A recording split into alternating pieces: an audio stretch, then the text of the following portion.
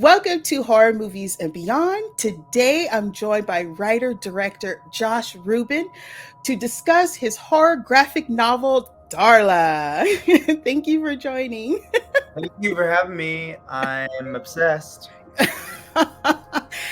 I'm obsessed too. I rarely fangirl over people, over famous people that I interview. I rarely do. You're gonna button that with, but I'll fanning over you. That's a major honor because you know everybody. You talk to everybody. It's like if I'm the one you're gonna fan. I'm like, okay. Well, I love your style and love what you've done. So, and I had your movie on ShoutoutLA, and I was hoping to have two of them, but who knows? But yeah, it was a lot of fun to dissect Scare Me. That was a lot of fun.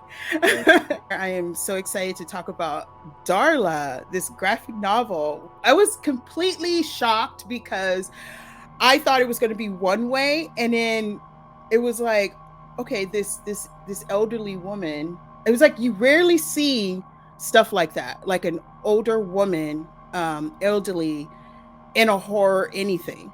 It's very, very rare in a comic, in a movie. So seeing her going through this transition to the end, I was just like, it was so many emotions, so many feelings about it. And it was just wild because the whole time I was trying to figure out, is it because of what she was taking? Is it because what she was drinking? Because of her feelings? Was it the accident? I mean, you were just trying to place it in the way where you can understand it, but then once it kind of played out to this dark entity, you're just like, oh man, okay, it wasn't what I thought, but it was way better.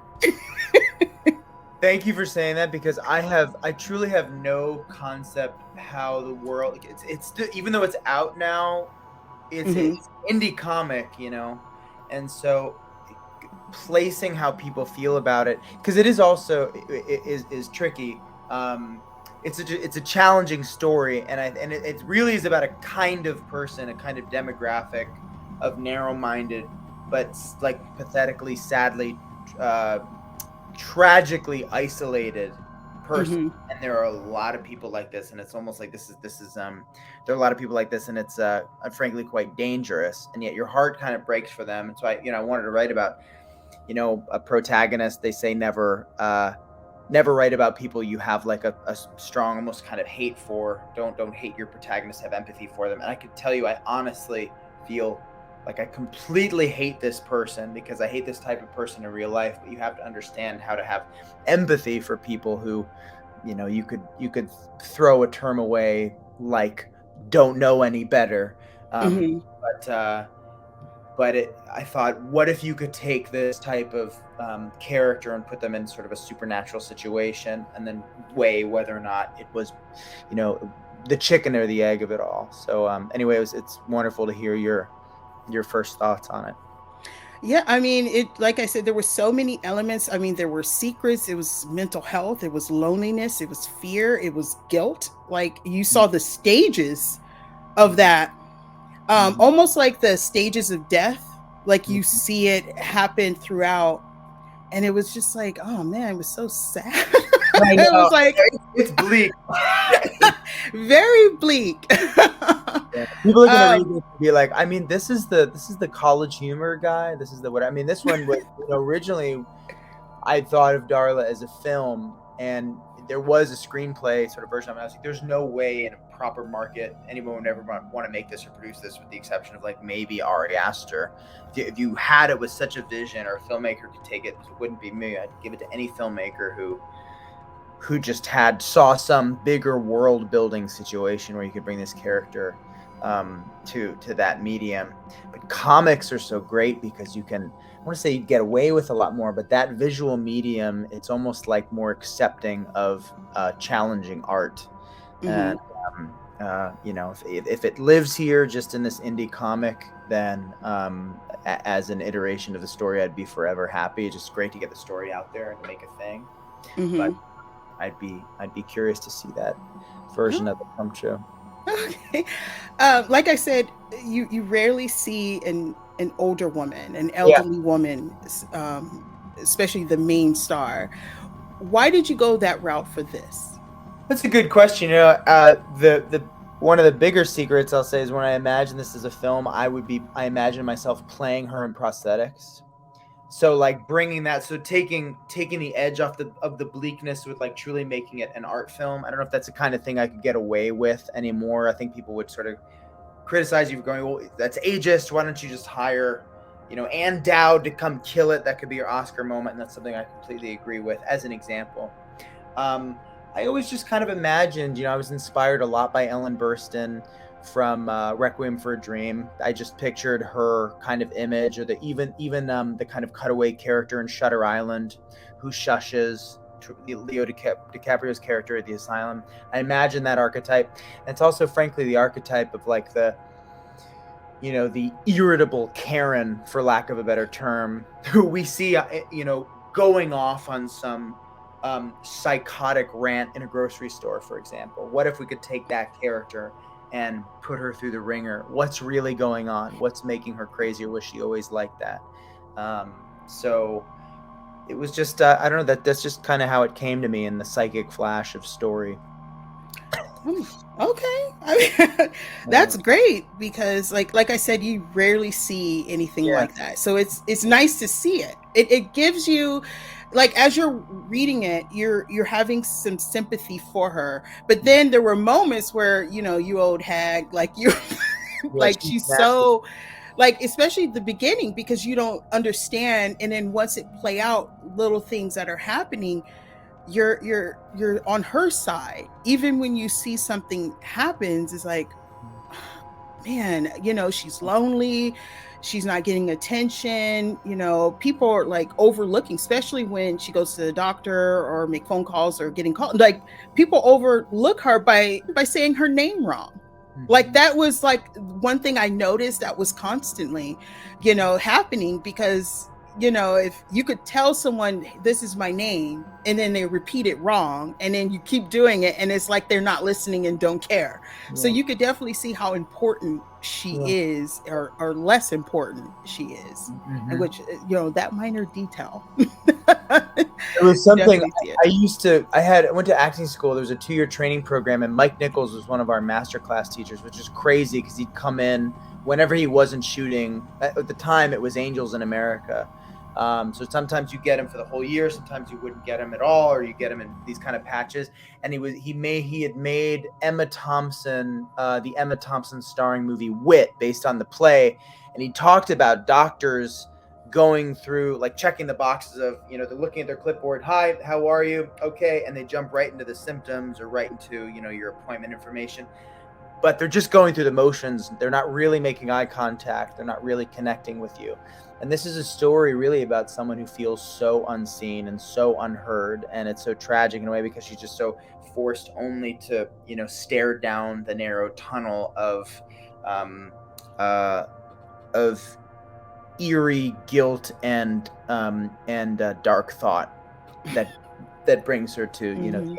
It's a real feel good, But I really did like the innocence of her, because like the simplest things of everyday life she was going through, um, and it could have misleadings to, her health issues, like going to the doctor, and how the doctor just kind of overlooked things she was saying, that should be a worrisome. How Mhm. she's just going to her car, nearly getting hit, how she's just talking to people, and even at the store she's looking at the magazine, she's trying to have a conversation with her husband, and he just like go to, like, he doesn't care. It's like she's just sitting there alone on the couch and with her TV, and what friend she did have is no longer there, Pickles. It was like, this poor woman. It's like, oh my god, she needs a friend, a hug. Somebody please talk to this woman. I know she's reprehensible, but like, somebody please. But to get into the darkness of this is like when you start to see that, whatever image, the shadows, I had some theories, but I'm not going to say anything because I don't want to alter anyone's thoughts about it. But I'll talk to you about that later. But I love how it stretched out the darkness throughout. Like it happens from the couch and banging, and then it just kept going and going and gets darker and darker. And there's no plateau. It just gets worse, you Mm. know.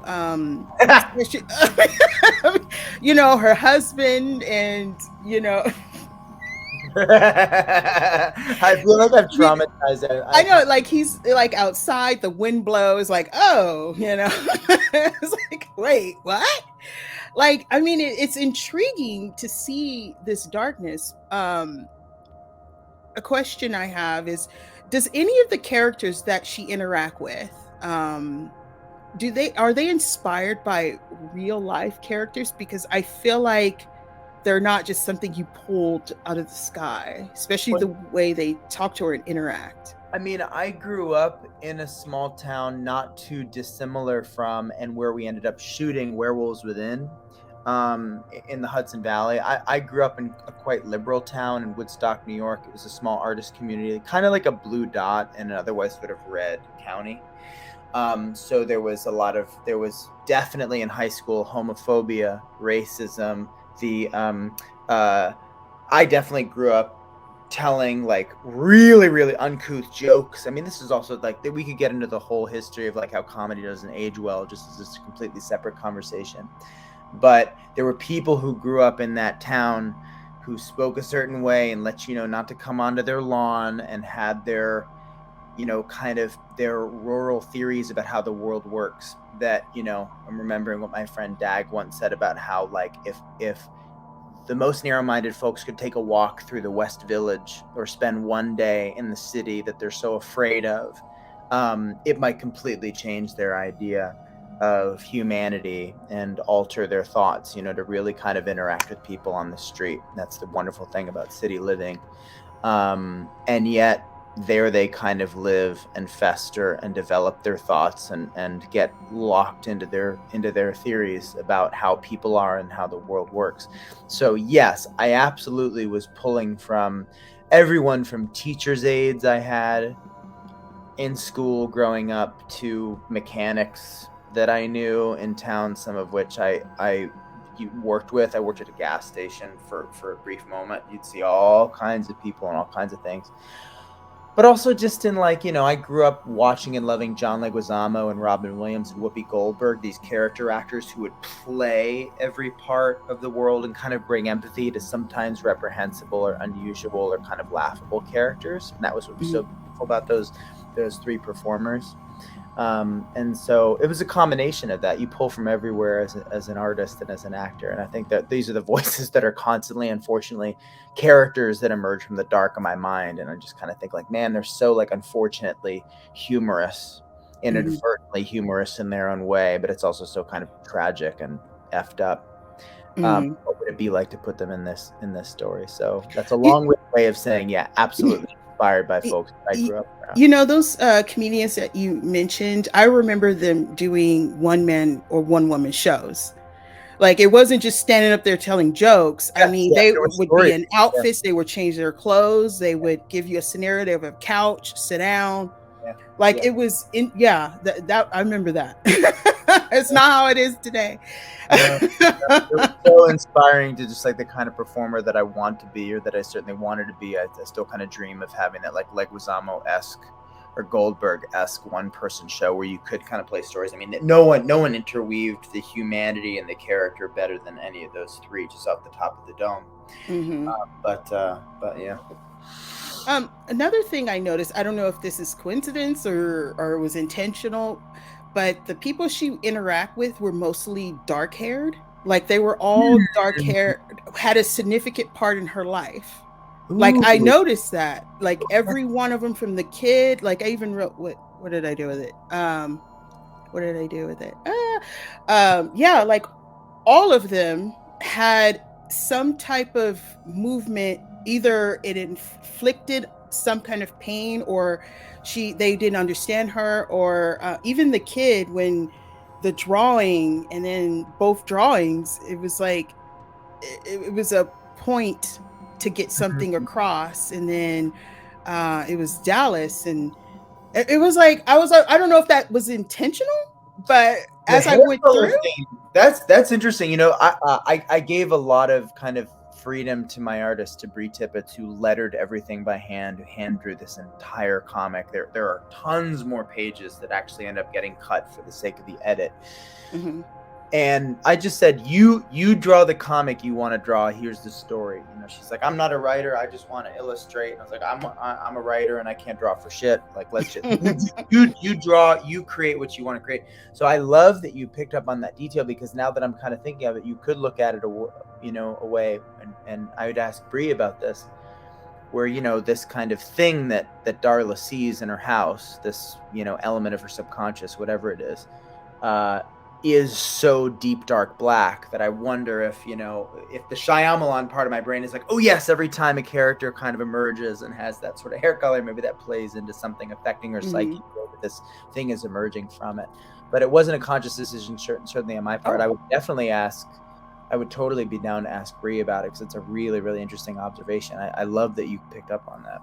Another thing that I really liked about it was the little advertisements that you put in there. They were like freaking hilarious. Oh, that is all Bri. That was amazing. Bri came. Oh, you didn't tell her to do? Oh no, You didn't give her notes? her first pass at this whole thing, she was like, "What if we did ever?" She did spooky masks and the haunted phone. Yeah. I had think, yeah, I didn't even come up with like the later. I think I maybe added like the political advertisements, but Bri, that's all Bri, and that was the amazing thing about her. Just as someone who grew up loving EC comics and really comics in general, she has that mind. This is a completely different format for me as a filmmaker, and it as a process, it was tricky for me to wrap my head around how this was going to translate. So from Bri coming up with the advertisements to the Invader folks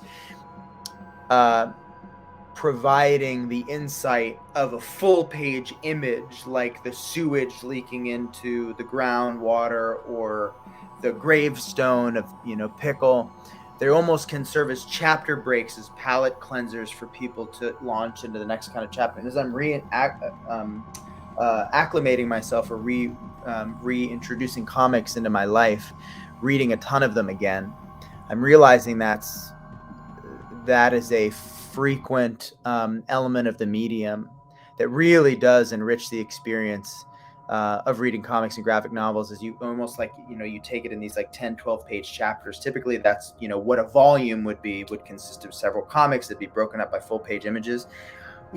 It adds so much to the experience of reading the book. If you saw the original version of this, it was choked with text bubbles because it was a screenplay originally, because it was be a film, and the Invader guys were like, take out at least half of this text. It's a visual medium. Let the images do the work. Bri's advertisements, they were like, yes, keep going. The letter at the beginning, the letter from Josh to kick off the feeling or the vibe of here's what you're about to experience, was something I never would have thought of in a million years. They were like, why don't we start this kind of like an old EC comic kind of vibe, write a letter to your reader. I was like, oh, that really will like help catalyze the experience of it. So anyway, I learned so much about this medium, but Bri brought the world to it. She brought so much. Well, she's fantastic. So good. When you said this was a screenplay, the first thought after I read it the first time, I was like, this feels like a script. Now that doesn't mean that's not a bad thing.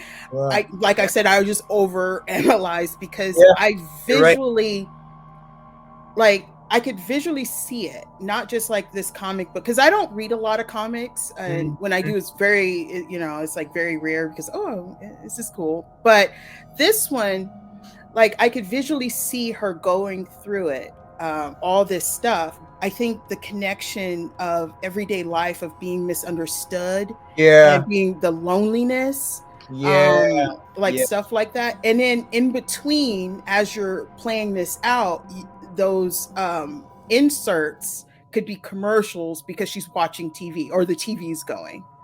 If this movie gets made, you need to be the producer because you're writing. I love that. Yeah, you're totally right. It's like almost like Melissa Leo in Prisoners was almost that, and she was even bigger than the character she played.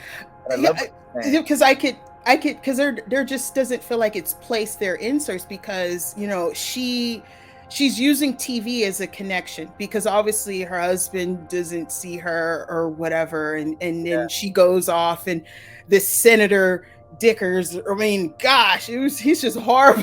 Yeah, yeah. But then it reminded me of someone today, but I'm not gonna get I into know. that. Yeah. It was so clearly like a yeah, I don't know. That's another conversation. I know. But you could see that she was going through all this stuff, and it's like, I'll fix you up. I fix you up good. And it's like, yeah, you fixed me up good. I mean, it's like the naive, like, was she suffering from dementia, or is it the contaminated water, then her addicted to these painkillers? I mean, it was just like, man, this woman's going through it. Yeah. Having a woman play in that age range, I think it would widen the sympathy and then see it play out. Anyway, so I love the small details of the dark figures, the drawings. I mean, there's dialogue, but it's like it makes you want to relook the pages, like relook what's going on, and dissect it and figure it out. And once you do, it's like, you move on to the next, like, you're what? Like, it was that? Like, what? And then I felt myself flipping back, like, oh, and then going back, I got it. Like, that's cool. So that was just me. That's me. That's my overview. Your opinion is all that matters right now.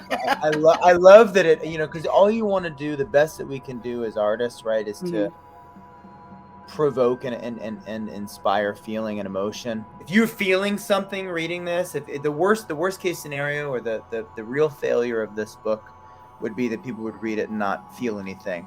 They'd be like, oh, that was kind of mid, so for anyone to want to flip back and look something over, or to gasp, or to be provoked, or to be challenged, that's why we're here. That's why we do what we do. Films is another thing, as far as I'm concerned. The kinds of films I want to make, because I don't know if this film, I don't imagine this film could have a kind of commercial success that, like, a Barbarian would. I know that it wouldn't. Film, I want to make stuff that we want to put on in the background, like the rewatchable popcorn midnight fun shit that I grew up watching and loving, and then follow the great films that have come out recently that have affected our genre culture. As far as the book's concerned, hey, hopefully I can push some buttons. Another feeling it could be, because I was reading like Creepshow. I was thinking of Creepshow, but then I was like, Tales from the Crypt. Like, I could see that as an episode of Tales from the Crypt, like straight up, or part of an like creepy anthology like that. You meet her, and then it's like all this stuff happens, and then the conversation, with Dallas, and it was just like, and then the metamorphosis. Yeah, and the drawings, and then the kidnappings. It was like her, and then the thong. I was like, what? Yep, there's a thong moment, guys. The thong moment. It was like, I mean, there's some parts I chuckled, because it was like, this is getting wild. Oh yeah, there's like a full on like proposition from a teenager to this character. I mean, it gets intense. Yeah, especially when he unbuckled, and I was like, you were like, what? I was afraid to flip. Like, where are we going with this? You're like, what is going to be on the next page? I have to throw this thing. And then it gets into the tragic part, where it's just like, I mean, you didn't expect that, especially when she meet her idol, and then it was just like, whoa. Yeah. You don't even see it coming. It was just that conversation about, you're gonna fix it up, and then what? Yeah. You didn't see it coming at all. Like, as you're reading it, you do not feel at any moment it was going to lead to that until it does, and then you figure out why. Like, towards the end, you're just like, oh, that's so tragic. Yeah, I know. And scary. Yeah, it is. Yeah, it is. It's unfortunate how relevant it was when I conceived of the idea years ago, like during a certain election, and then how it continues. I hate how it continues to be so. It's just like people are in these kind of disenfranchised situations, communities where Flint, Michigan, for example, still with water issues, drinking issues, like mental illness as this kind of awful misunderstood cloud that people won't kind of lean in to understand, to do the work to necessarily wrap their heads around, and to reach out within their communities and sort of help their fellow neighbor. There's a lot of isolation. There's a lot of discrimination. It's only kind of as far as we keep advancing with technology and Teslas and climate change issues and such, are continuing to step backwards. And it's like, and there are just more Darlas that kind of crop up because they're frankly like left behind, and they're just their dark kind of thoughts and pseudo realities, or non-realities, I should say. I'm going to take something back where I said just a little bit, where I said you kind of don't see it coming, but you kind of do. It's just that the people she interact with, they're not aware. But as the reader, you are aware, like, this is something wrong. Something is wrong, but she's so over, and it's like, the danger is there. I mean, I think that happens in real life. The danger is there. Oh, I don't know what happened. He or she locked herself in the room, and then she came out and went to the school. You're like, well, that's a sign. If they're locking themselves and don't want to interact, hello, talk to your kids or whatever. And I mean, we saw things, but it was just, okay, now we're shocked. Like, it was kind of, and as the audience, as you're reading it, it's like, well, that was a shock, but you did see it coming, but you were so infixed on what she was going to do next.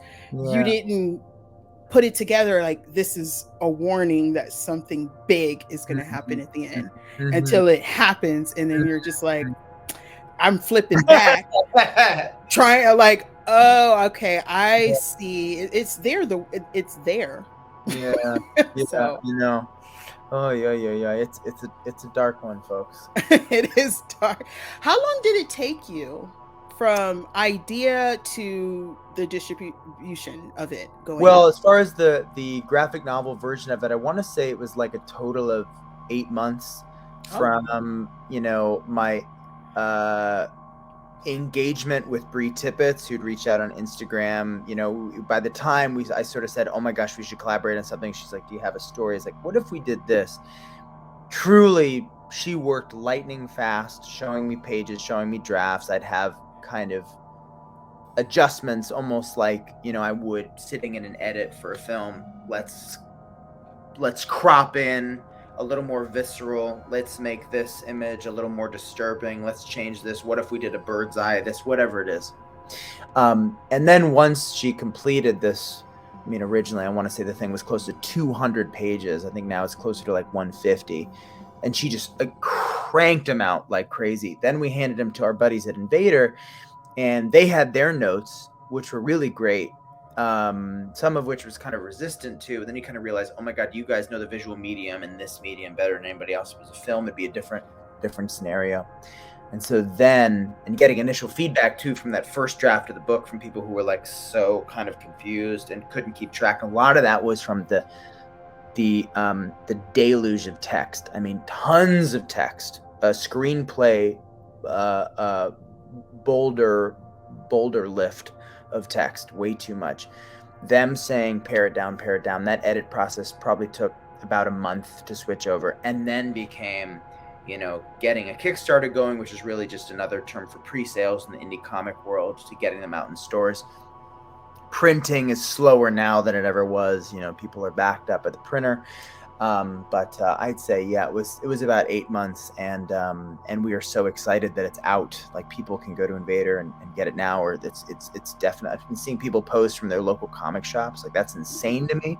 To say we're published authors, we can we have this thing out. You can go to your comic book store. It was at my favorite comic book store here in Glassell Park, a place called Revenge of. I went in and signed some. There's no feeling quite like it. And I'll just quickly say too, as a filmmaker, you constantly have to be proving yourself. Yeah, I can do this type of tone. I can achieve this type of interaction. I can shoot, emotive actors. I can build tension. If you don't have the money to make a $30,000, $20,000, $15,000 short film, if you're that lucky to just have that, or even to raise it, if you can raise, I don't want to say a fraction of it, but a bit less, to completely put in the pocket of an artist, especially someone like I did with Bri, who said, I'll do kind of whatever, let's work together, I love your work. I was like, I love your work. So what if I paid you out of pocket to get this draft going? And then we own this IP together, and we didn't spend some insane amount of money on a short film, or even more so on an independent film. And now here's this IP that we own. That's the magic word in the studio system. We now own this thing that maybe someday could be a movie or TV show if somebody was so brave to take it and turn it into that. Or we simply just can say, we have this thing, we made it together, we co-own this thing, and you can always point to this other medium. For anyone who has stories out there who are kind of collecting dust, but you're passionate about the way that I was about Darla, put the money in the pocket of an artist. Commission them for 10, 12 pages. It doesn't have to be 150 pages. For a 10 or 12 page single issue, or an ash can, a preview issue style. And then you're essentially handing someone the narrative pitch deck for your film, but in the context of this consolidated story. It's something that I'd be super stoked on, that I'm far more motivated to kind of think about getting into this venture, to sort of say, yeah, no, this is how you can create some IP for yourself, and also support artists. Whether you're raising the money, whether you're privileged enough to be able to pay someone a few $1,000s to get a few pages, whatever it is, I think it's a wonderful way to kind of continue and enter or some form of entry into the film world and the television world, for sure. It's inspiring. It is inspiring. See, now I feel like I need to do a bunch of graphic novels, but I do have an idea about that. No, truly. And there's so many brilliant artists out there that, it's like you have to pay them fairly, for what the labor is. Like my Bri definitely, she destroyed this thing, and she's worth far more than I could afford to have paid her for this first venture. But she's co-owning this thing with me. We're in it for the long run. But for the next one, probably wouldn't go in for 150 pages. It's like, let's get a great artist that you love to bring some idea of yours to life, and then put it out into the world and see what happens. People love this medium. Thank you for the advice. I mean, for those out there who want to get into something like this, or have a script but want to, maybe turn it into a graphic novel, that is great advice. Yeah, thank you, because I got wheels turning now. Yeah. Oh my God. But I have to say thank you so much for coming on here, and hang on for a second after. Of course. And if you have not, shame on you. You do not have Darla in your hands, we got problems. I'm coming after you. It is a great graphic novel. It does have some horror elements. It is scary in a way that you're following this poor woman in her mind of what is going on, and how she perceives things, and how it just unravels into something like it just blows your mind, literally. So you definitely have to check it out. Maybe probably in many different local comic book stores. Have to get it. It is really, really good. It's amazing. It's dark. It's mental health. It's fear. It's all the scary things that most people don't want to talk about, but we get to watch it in the mind of Darla. So thank you so much. That means a lot coming from you. Thank you so much for watching, and if you want to see more videos like this, don't forget to hit the like and subscribe button, and enjoy my other videos on my channel. Make sure you follow him and look for his stuff, and I will talk to you guys later. Thank you so much. Thank you.